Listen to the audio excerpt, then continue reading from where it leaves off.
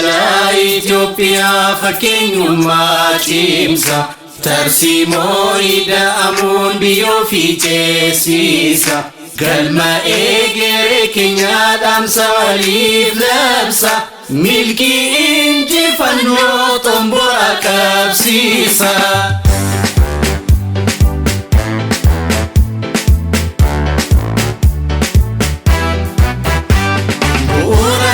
Samburu ganti mamu demokrasi waraf nagabiya kamu sadane sumadan itiche tokumu madadini biya mulate tugomu olkati jenne olkati Ethiopia mulata kabate olkain sabiya olkati jenne olkati Ethiopia mulata kabate sabiya wali galte biya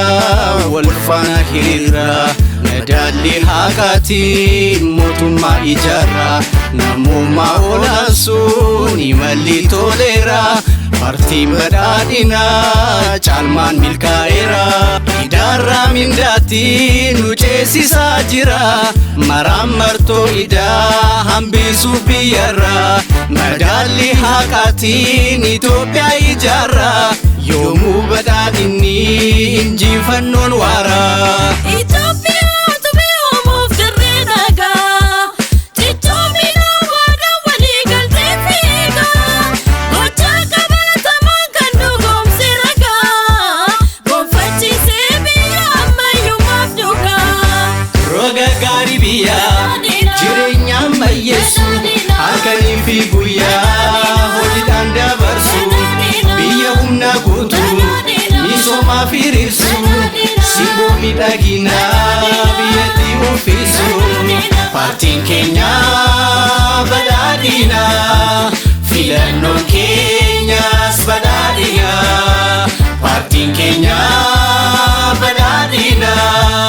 filannon Kenyas badadina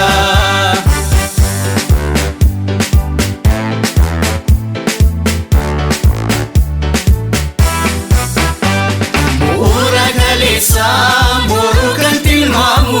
demokrasi waraf nagabiya kamu sabdane sumadan itiche tokomu badadini biya mulate tugomu olkati jenne olkati Ethiopia mulata kabate olkain sabiya olkati jenne olkati Ethiopia mulata kabate olkain sabiya hidabaya fite falmate galana ola chufa banu dukabu efana antuma sirnatin olanse imana undera gobane partim badadina sirna digitala Ethiopia dirirse ukama fiantuma